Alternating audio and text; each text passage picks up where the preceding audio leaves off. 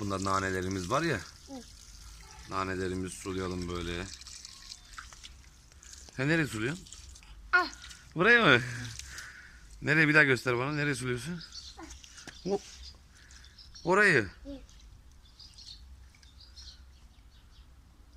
Ama orada bir şey yok ki. Bak burası da, bu ağaçlar lazım ha bunlara, dibine.